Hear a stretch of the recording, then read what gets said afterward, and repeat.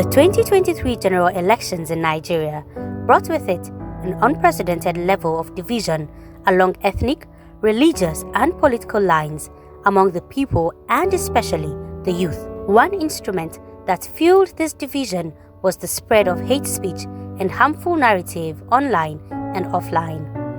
Hate speech and harmful narratives, including rumor, fake news, and ethnicphobia, have had significant and far-reaching effects on many societies, and Nigeria is no exception. The proliferation of hate speech and harmful narratives now pose a critical threat to Nigeria's social fabric, intergroup relations, and overall unity, peace, stability, and development of the nation. In recent times, particularly in this digital age where online platforms facilitate the rapid dissemination of information, the effects of hate speech and harmful narratives include the erosion of trust among various groups, including citizens and government, incitement of violence, economic setbacks due to disrupted activities, and the marginalization of targeted populations. This pose a significant threat to building a prosperous and peaceful society. If we are to achieve the Nigeria that we want, then we all must come together to combat the surge of hate speech and harmful narratives urgently and mobilize Nigerians for peace. We were able to train 19 youths across the 6 area councils in Abuja. We started the project by selecting young people, youth activists, youth CSOs, bloggers, media personnel, and we trained them right there in June. And they went to the area councils in Abuja to step down the training. The objective is to build the competencies and skills of young people to be able to address issues of hate narratives, issues of fake news, misinformation, disinformation, as it were. Took them through the policy on cyber stalking. We took them through the policy on Nigeria's terrorism prevention, interacted with actors who are also leading implementation of these policies.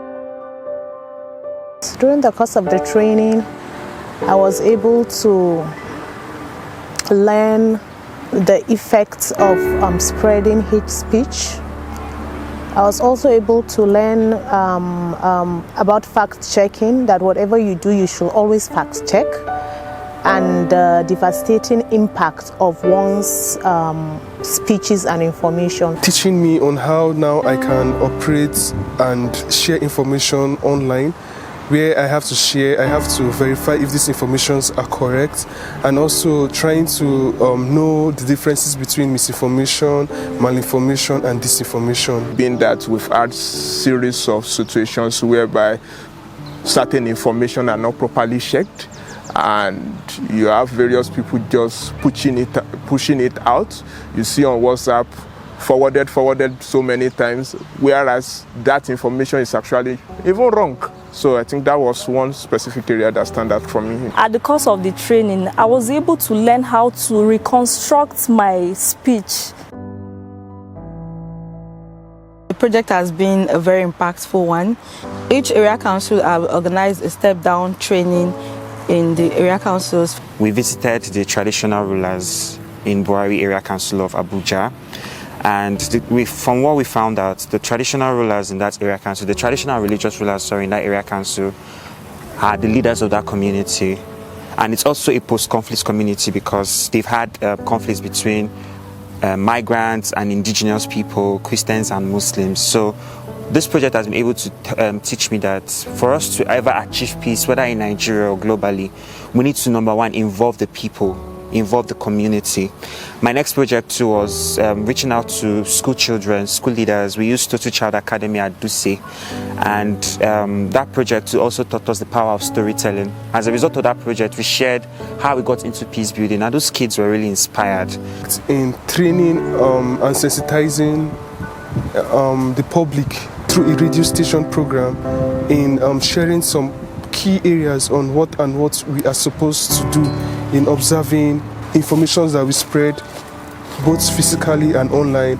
And we did it at School FM radio and we also performed a play. Our project was in two forms. That's school project and community engagement. So the school project, we went to the school. We were able to inform the students, to create awareness, to tell them what hate speech, both online and offline, was. And then information misorder. We taught them and we encourage them to be ambassadors of peace wherever they find themselves, in their community and elsewhere. That if you spread or share fake information, either to target an opponent, it will be used against you. I can't do things alone with my people, and then I got to mirror for them and mirror for internet in it. And they will hold the program. I have to come from the diagram that will happen. After the program, we go home. That will still happen. If I in time, while the program like this, I saw the visitor maga, that like this topping and the topic to wonderful in our time. He was so excited when he took it to the people in Kuje. They accepted the program and they were all interested, and they were still asking him, when are they going to do more of this kind of program? So one of the activities on this project is Vox Pop. So by Vox Pop, we were able to interview key stakeholders in Abuja. We interviewed youth and CSO leaders. We interviewed religious leaders. We interviewed traditional leaders. They use their voices to call for peace. They use their voices to say, hey, there is no point spreading hate speech. There is no point living like we do not need each other. We adopted what is called the outcome harvesting methodology, which basically means that we are looking at the changes that this project has brought or is bringing from a backward-looking perspective. So we looked at our beneficiaries, the level of knowledge that they had before they were recruited on this project, and we're also looking at the level of knowledge that they have now that they have participated in this project, the level of their capacity before they joined the project and the level of their capacity now. So we're able to specifically monitor that using the pre-test, post-test instruments to also see what has changed. During the course of this project, we were able to start an initiative called Champions of Peace Youth and Women Initiative. So it is an initiative bringing together young persons, young men and young women that will be speaking up and be combating hate speech wherever they find themselves, both in Nigeria and even across the board. As a result of this project, we started hearing issues that are yet to be resolved in that community, particularly between the Hausa settlers and the indigenous Gbagi people. So this project made these two sides understand themselves that, okay, this is where they are right now. They need to have a way of living together, using dialogue, mediation, and using their traditional institutions that's on both sides. Most of the youths that we organized have taken the steps already in their community. As a result of organizing this project, peace is actually in existence in Abuja on a high level prior to how it used to be. We just have to thank Leap Africa, Nigeria Youth Future Funds, for considering Building Blocks for Peace Foundation for this development grant. It meant so much to us.